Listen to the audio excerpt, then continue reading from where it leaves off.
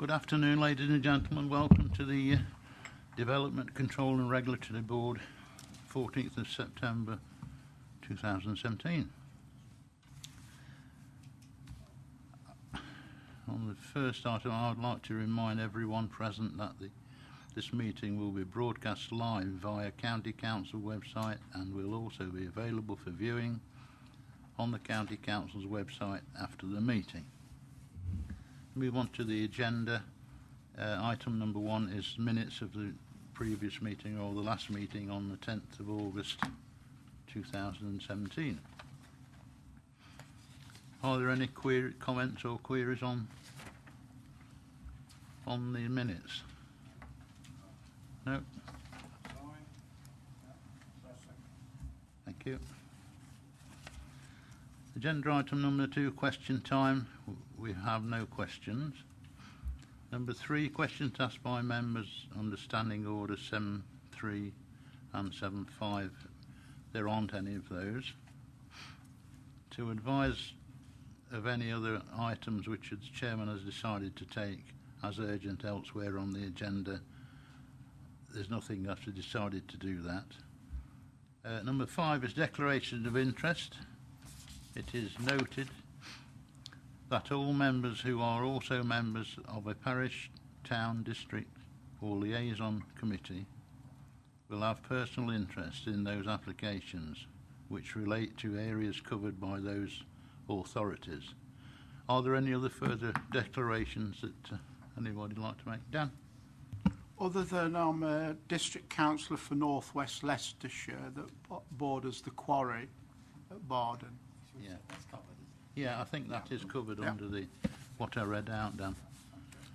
Okay. Moving on, item number 6, presentation of petitions under Standing Order 30. We have no petitions. Moving on to the main agenda items now, which is item number 7, which is on page 5 to 12. That is an application for the temporary siting of a anaerobic digester. Could I ask Lonick to present the case, please? Thank you, Chairman. Just very briefly, this is a retrospective planning application to regularise the siting of a combined heat and power unit at a site in Beeby. Members will recall that last year planning permission was granted for a poultry farm together with an anaerobic digester and other facilities. And the plan I'm showing you now shows you the extent of the permission that was granted last year for the poultry farm. That hasn't been implemented yet. There are a number of pre-commencement conditions which have to be satisfied. And there's also an outstanding planning application seeking to vary parts of that permission, Chairman, which will be coming to you in due course. But as it stands, permission has been granted for a poultry farm together with an anaerobic digester with combined heat and power.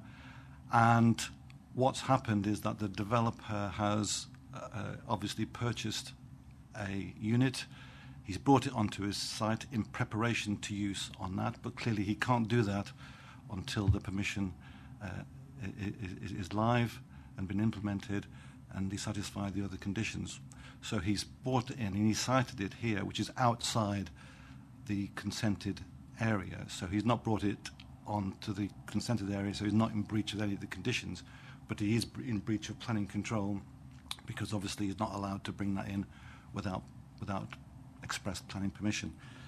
Hence, he's submitted a retrospective application for your consideration to store that plant in preparation for it to be moved onto the permitted site once he's cleared all the pre-commencement conditions and satisfied the requirements of that planning consent.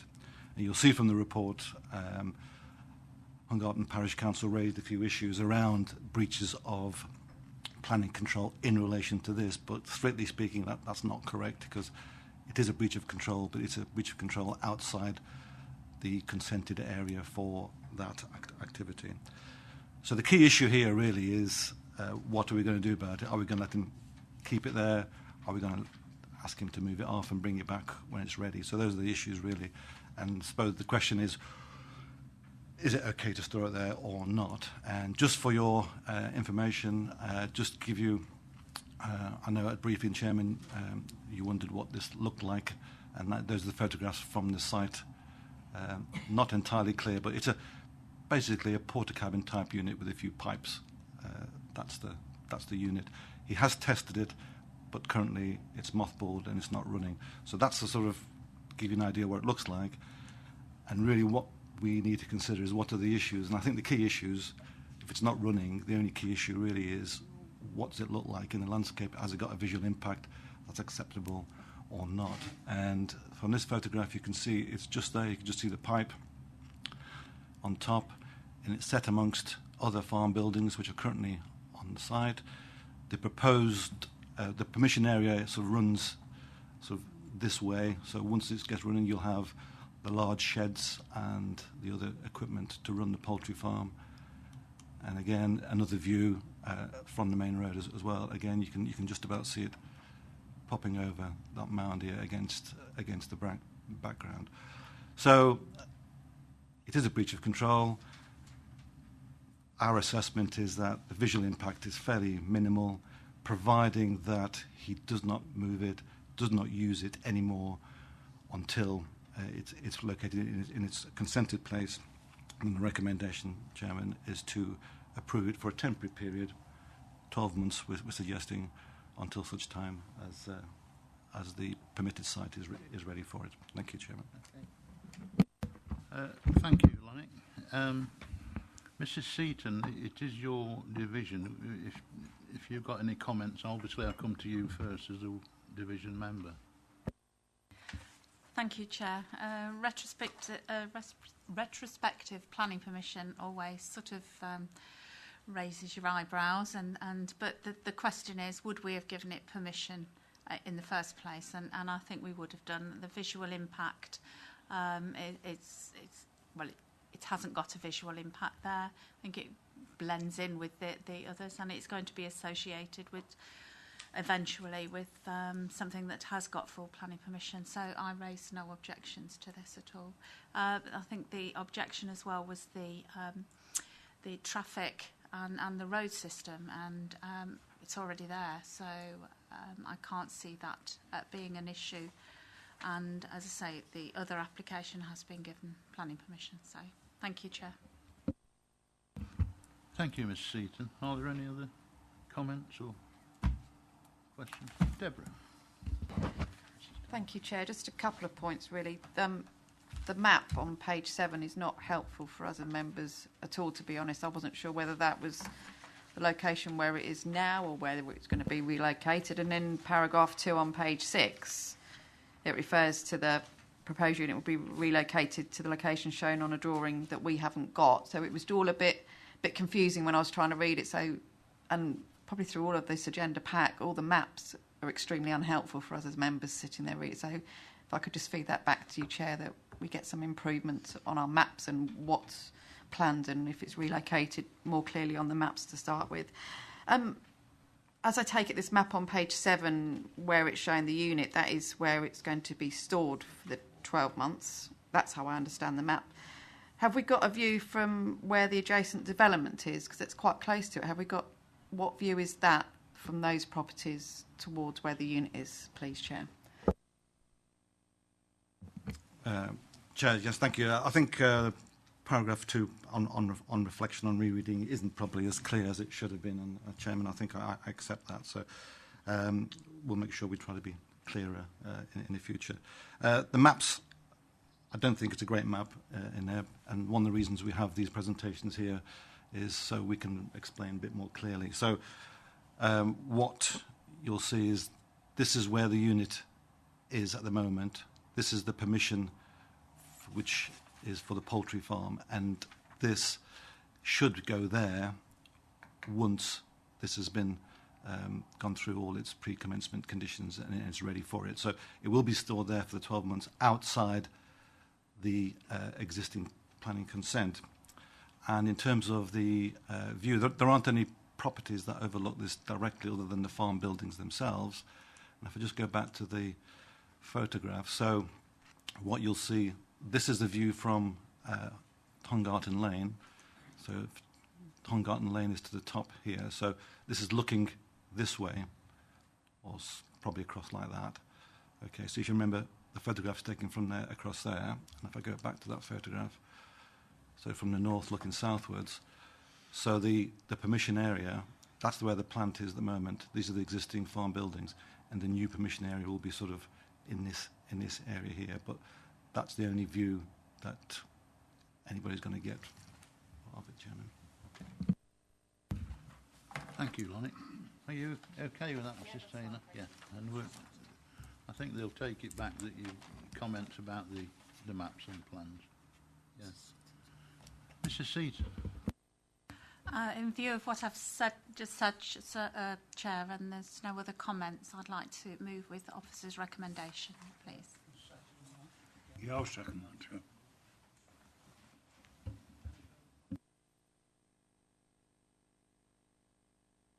Looks like that one is passed then. Yeah. Sorry? Oh, yeah.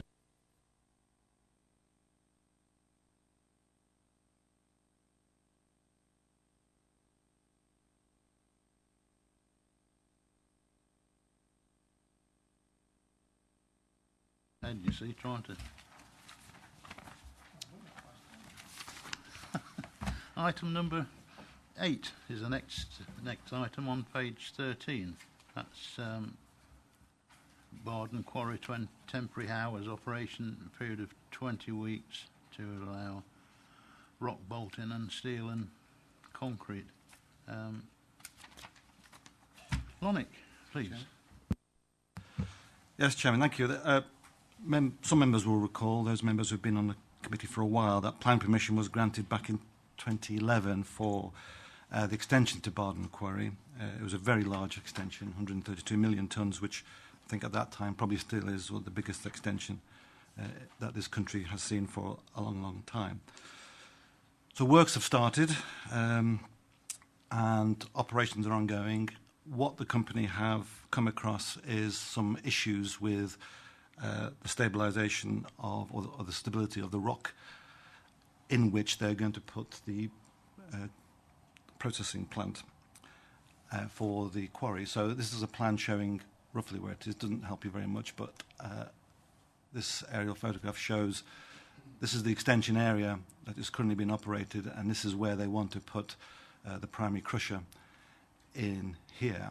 And this will be below ground level at some depth, probably 50 to 75 metres below the surface. And so they're building a slot ready to put this crusher in there. What they've come across is that the geology is such that they have to reinforce the area around for health and safety reasons, because workers will continue to work there, and also make sure it's safe once the primary crusher is there. There are conditions on the existing site which controls hours of operations for certain activities. But what the company are asking, they have a programme which they want to run to. They have lots of contractors and contracts running to get the plant up and running and the quarry operating as soon as they possibly can. And they're asking for some flexibility to work overnight in order to make sure that when they're preparing the slot, it is safe for workers the next day. So what they're asking you for is to enable to work beyond the permitted hours, which goes up to 10 o'clock. So they want to work from 10 overnight till 6 in the morning for a 20-week period. They may not need to work every day, they may not need to work all night, and they may not need to work for 20 weeks, but they need that flexibility in order to ensure that the rock face is stable. So that's what they're asking you for. So just to give you an idea of what it looks like, so if you took a cross-section, here's the nearest sort of properties down this area, about 770 metres away. Again, that's where we start from the road. And you can see how the elevations are coming down. This is existing ground. This is where they'll cut. And then here is where they're cutting the slot to put the primary crusher. And you can see it's quite way down into the ground. The assessment here really focuses around its impact, particularly around noise. And the noise assessment has been done. That noise assessment concludes that it can stick within the existing conditions and limitations on the noise activities controlled at this site, even the ones that are set for overnight. So they're confident that they can do that. And you'll also see that North West Leicestershire District Council's Environmental Health Officer, who has expertise in this, has read the noise report and is satisfied that planning permission can be granted without harm. There have been a couple of representations made relating to noise and to precedent. They are covered for you in the report. There will be some illumination, but again, they'll be at depth and cowled down. So the recommendation, Chairman, is that this is an acceptable temporary variation to the consent and its recommendation accordingly, together with the conditions to make sure that it is controlled and it is only for a temporary period. Thank you. Thank you, Lonnie, and thank you for doing that extra bit of work over your lunch with the Morden. There's 4 division members touching this site. Are there any comments from the 3 that are not here? Yeah. No. Okay. Well, the first I'll come to Dan then, because Dan, you are mentioned as one of the division. Thank you, Chairman. I've got 2 questions, really. One's about this metal netting and then the pouring of the concrete. Now, is that going to be a permanent fixture? Is that taken away? Because I'm not aware of that. Does that then become part of the heritage site eventually? How's that dealt with? So that's question 1. The other one is about decibels, and it's a very hard thing to define this because I don't think there's many court cases where the decibel is, because it's atmospheric. If the wind's blown one way and the high altitude movement, it's very, very hard to be able to do that. Secondly, it's the company who's worked on a decibel level. It's now the company who are going to monitor it. And I just wondered, it may be a great PR coup for them if they were to provide the nearest property with the appropriate equipment, which should be automatically alarmed and would notify them. There's ways with electronics and the skills nowadays to be able to let people know. And I just wondered whether that might be a little bit more helpful. I will support the officer's recommendation, but there are those 2 elements that, you know, the first one's probably very easy to answer me with the netting, or maybe not. But the second one, I think, is a PR thing because, you know, there's so much flexibility here. It could be awful one night and somebody say, well, I'll come and listen. And the next night, the wind's changed slightly, there's a drop, and you can't hear a thing. Thank you, Chairman. Chairman, I'll try to answer that for you. Whether they're permanent, I should imagine there will be permanent features, those rock bolts and whatever happens there. So they will eventually become part of the restoration scheme. Well, part of the restoration scheme is to go back to water. So there will be a lake here at the moment in 100 years' time, 50 years' time. I don't know how long away we are. But I suspect that as long as the crusher's there, that will stay there. This is a 30-year life quarry. Once they're finished and the crusher goes, then there'll be some remediation work, but whether they take out the stabilisation or not, I'm not really clear. And it's probably not that relevant for this, other than potentially impact on restoration. But given the scale of the site, I don't think it'll be a big impact. The second question about noise. Yeah, noise is always a difficult one because it looks very technical. You do a measurement and it says you can have a number and you say, oh, well, that's all right then, isn't it? But people's perception of noise is different. Times of day, when they hear it, there could be grating sounds, loud sounds, bangs, those kind of things. Those are always quite difficult. But the best information we've got is based on the standard methodology that is used for all these types of things, and that's what we've really based our judgment on, backed up by the environmental health officer. You'll see from the noise conditions, and you're quite rightly, Mr. Harrison, pointed out that there will be real-time noise monitoring, so we will be able to see what's happening, and we have the ability to independently check that ourselves, because the council has its own noise monitor, so we can check from time to time whether these things are right. But you're right, there could be noisy one night, and you go there and the problem's solved. It's always difficult, but we have to do our best in terms of trying to make it as acceptable as possible. Thank you, Chairman. Okay. You okay with that, Dan? Yeah. Mr. Crooks. Thank you, Chairman. I was going to query the same question as Councillor Harrison.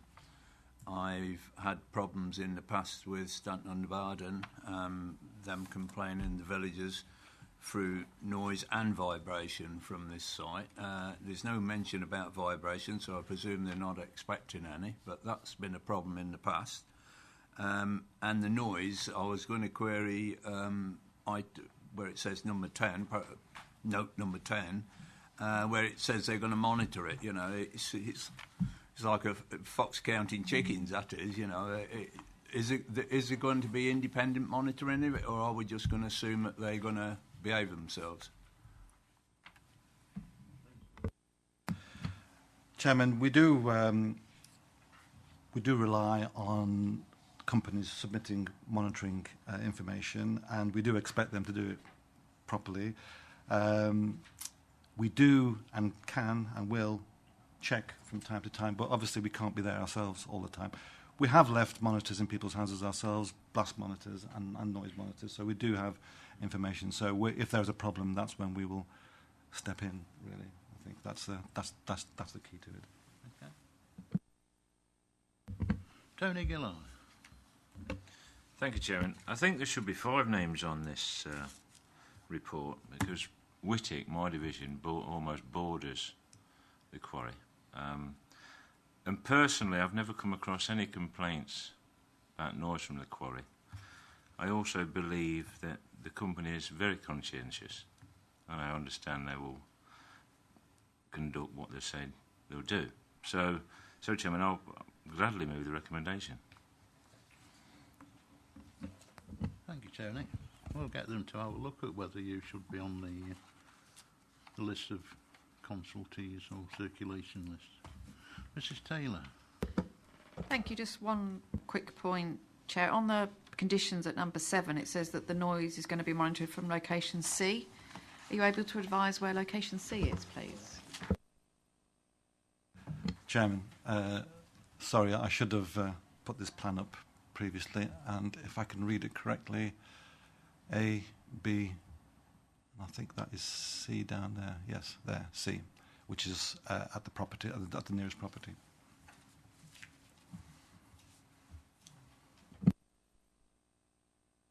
Mrs. Seaton. Thank you, Chair. I am assuming that the same conditions apply to any environmental health or noise issue arises. So even if we do give permission and it goes above what is acceptable, then the company will be asked to address that. Yes, Chairman, that is correct, yeah.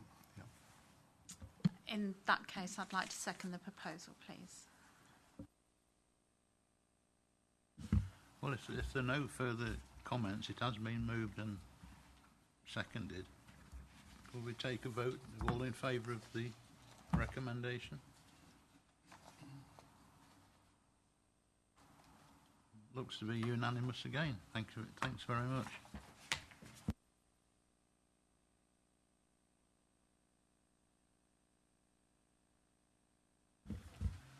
Move on then to item 9, which is another application at the same address. This is to do it, might call a temporary road widening scheme. Forget Lonick to present the application. Yes, thank you, Chairman. Bardon again, very similar location to where we're just looking at, but this time we're looking at just to the north of where we were, along this driveway here. So just give you some context. This is where we were talking a minute ago, where they're beginning to develop the site. This is the existing site, and there are two properties here, Kelham Farm and Barden Hall here. And there's also another property down here. All these three properties are used and operated by the company either as offices or as stores. What is coming to light, as you can see, in May you had a quite big proposal changing the way they're going to operate with conveyors. We talked about the rock bolts and the different infrastructure activities that are taking place just a moment ago. And there are going to be a lot of contractors coming in and out of this site. And what the company want to make sure is that they can get in and out of the site in a safe way.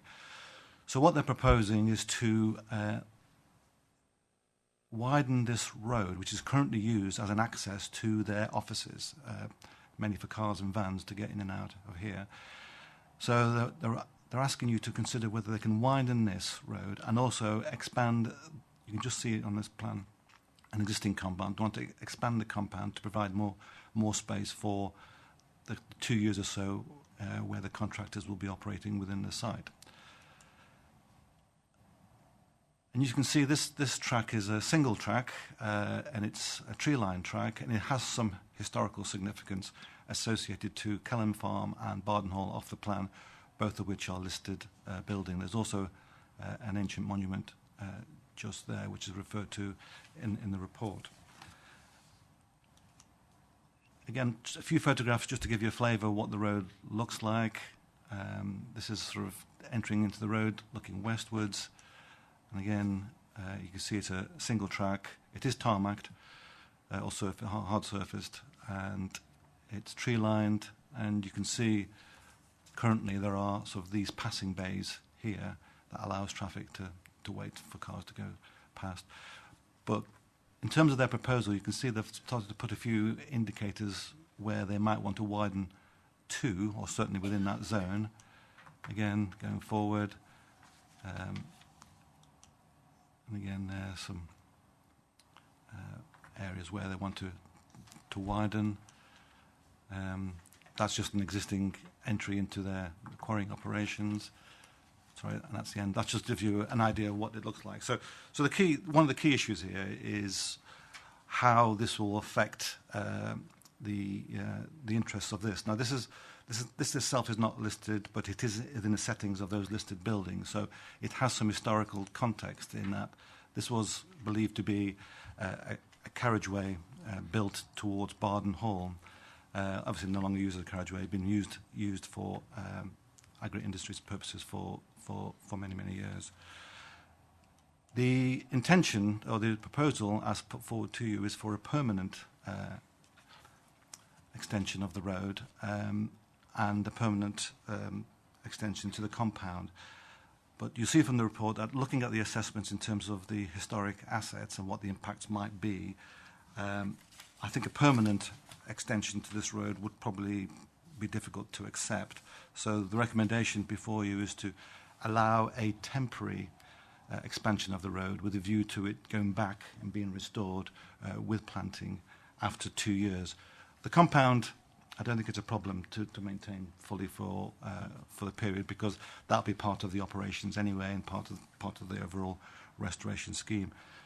But here, I think our view is that a permanent would not be acceptable, because one of the things you have to do as a planning authority is to take the heritage assets impact quite seriously, and it's not only in policy guidance, but it's actually part of planning acts that you have to weigh in a balance the importance and the impact on heritage assets.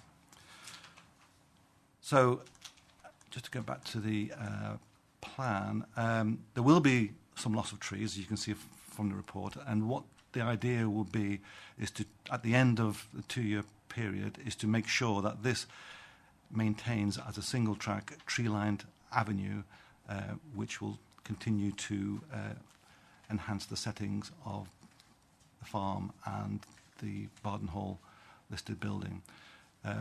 This used to run right up to Copter Oak, and you can see that the motorway stopped that back in the 50s and 60s, and there's also an existing haul road now which crosses which crosses the road, crosses this track now, which will be there for the duration of the operations. But again, that will go back at the end of operations. So, Chairman, there are conditions about the limited time for the road, for it to be reinstated, and also to put some planting back to compensate for the loss of trees, including some oak planting in this gap area here. So on that basis, Chairman, the recommendation is as set out for you in the appendix.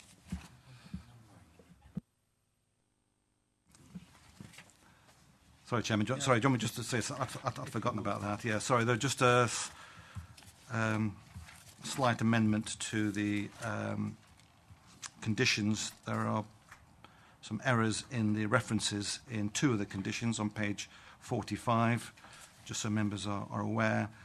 Number 16, condition number 16 talks about temporary noise operations, and in the middle of that condition there is a sentence which refers to a condition 23. That should refer to condition 15. And again, on the bottom of page 45, condition 18 refers to a condition 26. In fact, it should be condition 17. In both cases, it's the condition above the one that it's just been referring to. Thank you, Chairman. Thank you, Lonnie. We first come to Dan then. Dan, have you any comments on this? Thank you, Chairman. Concerned about the oaks that was mentioned. It's quite sort of a general. There'll be, is anything specified in how many? And then the trees going back, are these just the average saplings, or are they going to put trees that have had a few years to develop? Can I have some information about that? The first is the oaks. You mentioned oaks. Is it 5 saplings going in, or is it 125?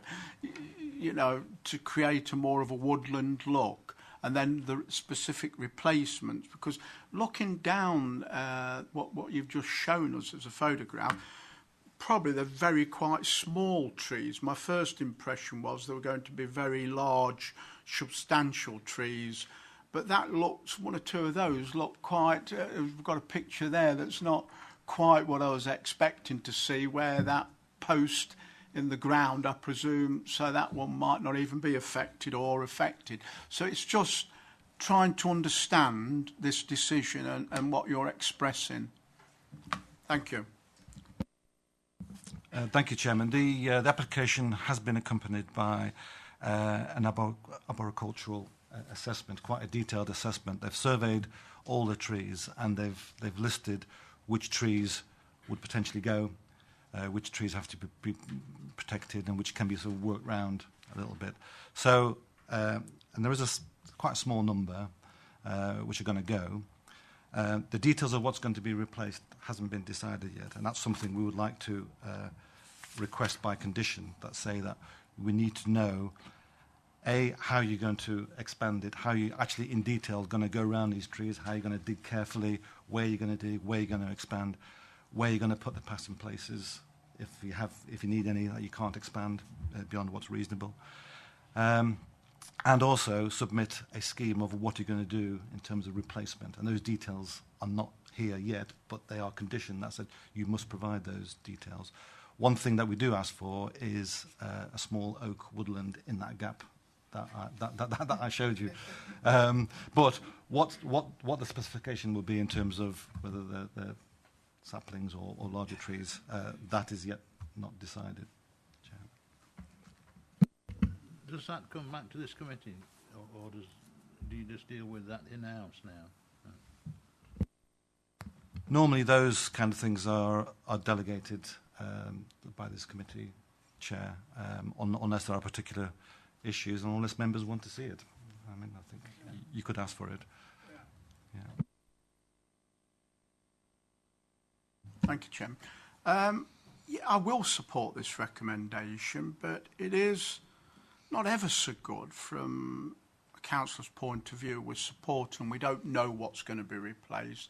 The talk of a woodland area is quite fascinating and sounds absolutely beneficial, but if it's going to be half a dozen simply because we haven't got the specification, yet we're voting on what we hope, through your good office, will be acceptable. So it's a little tongue-in-cheek, but I think the general line and aspiration is right, but it's hard for us to quantify. Thank you, Chairman. Yeah, I sort of understand that. It's quite common in this committee to put these kind of conditions on, and condition 9 in particular. This is what we're thinking about. Is that, in fact, you know, it's prior to them doing anything, we need to know what it is that they're going to be doing in terms of landscaping, what the details of, it says here, grass seed mix and the verdure reinstatement, including the provision of the new oak woodland. So we need to see those details, and we need to be happy with those. Certainly as officers, if it's delegated, we have expert landscape officers within the council who will advise on that, and you'll see some of their comments already in the report. If members felt that they wanted to sort of have a say in that, then we could arrange for this to come back to you, bearing in mind that, you know, there's obviously a time scale involved, and we need to get things done as quickly as we possibly can. But if members feel strongly about it, we can certainly do that.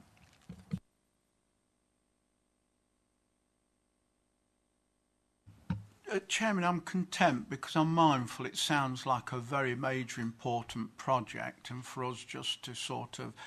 My point would be, Chairman, to our senior officer, that perhaps in the future some of that nitty-gritty could be down so we know and we're not relying on those sort of words and expectations. Thank you, Chairman. Thank you, Dan.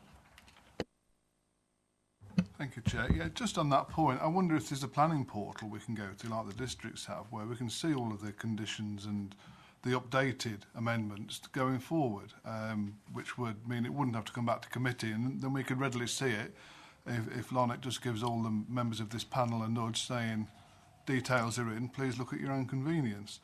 Being slightly cynical, I just wonder, is it reasonable of us to ask this applicant, who are going to spend a not inconsiderable amount of money doing this, in 2 years' time to restore it all, bearing in mind this is a site of strategic importance and the buildings aren't occupied by residents, so to speak. I just think in 18 months' time, they'll be coming back here saying, we don't want to change things, we'd like it to continue for the foreseeable future. And then it's very difficult to go back, because then we would be seen as being unreasonable, I think. So I just think once you set the ball rolling, we're going to lose control of it.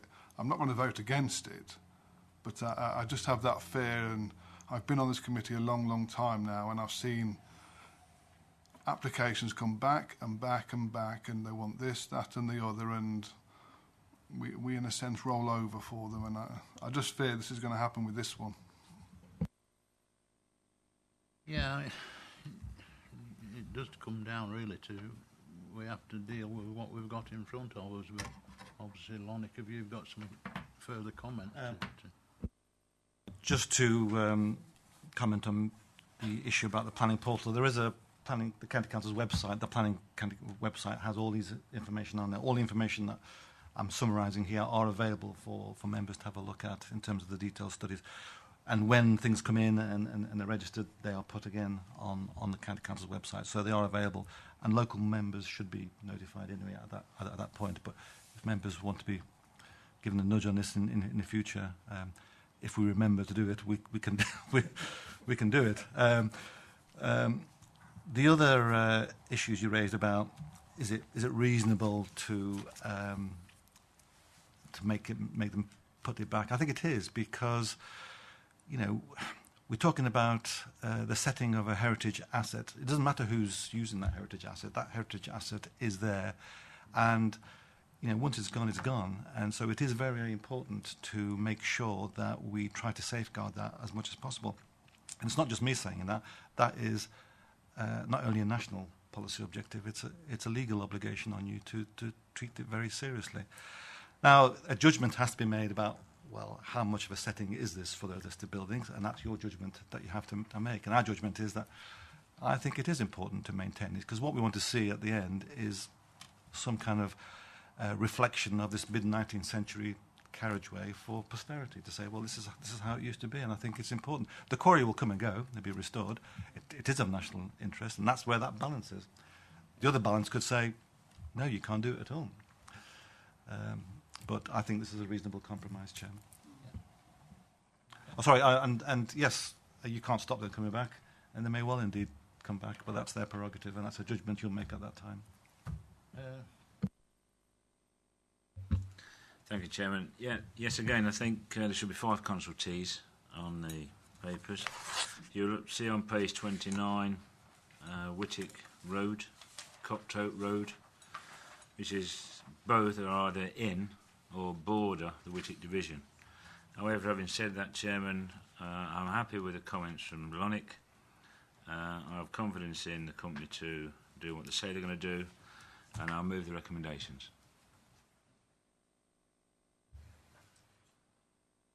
Mr. Crooks. Thank you, Chairman. I was just going to ask one question. I can't see in the report exactly how wide they're going to make it. It doesn't say whether they're going to make it 2 or 3 yards wider or whatever. Have we got... are we going to set a measurement on this, or are we just going to let them do what they like and find out they've made it a lot wider than what we thought it was going to be? Chairman, no, there isn't. Yes, I mean, I was looking for that when I first had a look at that to see what width. The current width is about 3 to 4 metres wide, and you can see from the photograph there are passing bays which you'll need really in order to get 2 cars past. The standard road width is between 4.8 and 5.5 in order to get cars by. So there is a requirement for the details of how they do this. So. And because you have to be a bit careful about how we're going to approach this, that's something that we will have to sort of go along with them and agree precisely where they're going to do it and where they're not, Chairman. So there isn't a standard as yet, but they will vary the width enough to get 2 cars by Chair. Okay.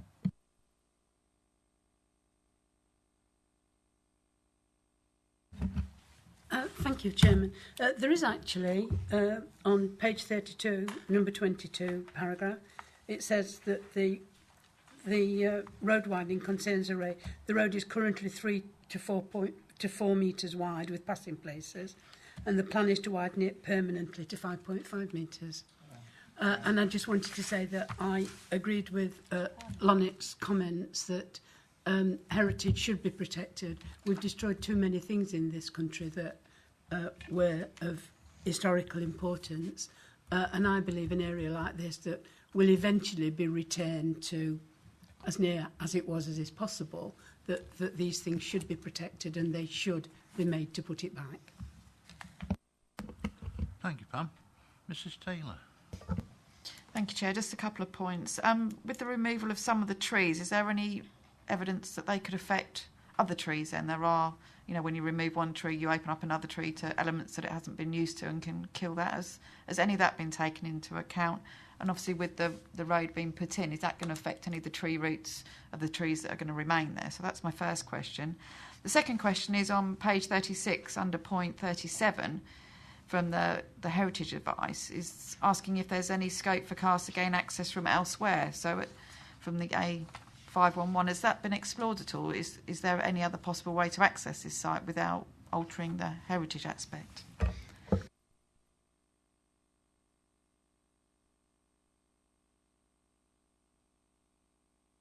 Thank you, Chairman. All I can say about the tree methodology and how they're going to go about that, the detailed report from the tree consultants did identify not only individual trees, but there may be groups of trees that have to go which are close together, and that's been looked at, and also been looked at whether how far we can safeguard some of the trees. You can go quite close, but how you protect those roots. So I think that has been looked at in some detail. But again, we need sort of specifications of that once they start work.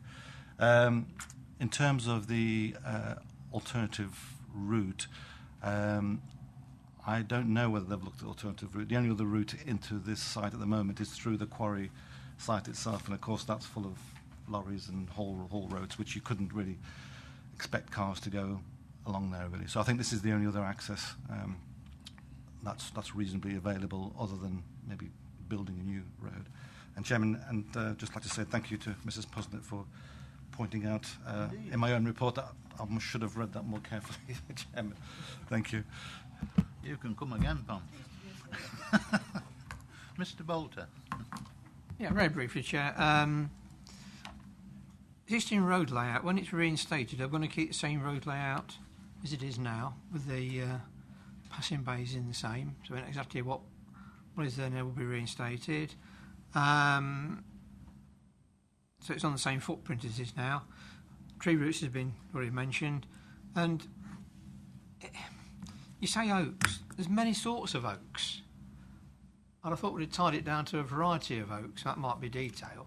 But just to say an oak woodland, all the same sort, different sorts of oak, you know, I mean, it just needs tying down a bit.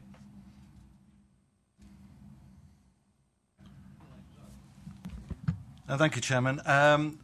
They may well indeed leave some passing bays, maybe some bigger passing bays, maybe smaller passing bays, but it will be, it should be on as the same alignment as they could possibly get on here. So if they're putting something down, they'll reinstate it back to what it was, but there may well be some different or amended passing places, as far as I'm aware, is what the plan is. In terms of the oaks, I think it's sort of the same answer I gave before, is that those details need to be really agreed. Mr. Bolter's right, there's all different types of trees and oaks that you can do in types of configuration, so that's something that's really for submission as part of the conditional requirements. Right, I've noticed there was a proposer, Tony. The recommendations are on page 42, conditions on... but I didn't see a second. Is anyone? Oh. There's no further comments. We'll move to a vote then, please. And all in favour of the officer's recommendations? That's almost unanimous. I take it you're abstaining then. Right. Well, that being the last item on the agenda, we'll close the meeting then. Thank you very much indeed. There's one more item, isn't there? Sorry? Thanks.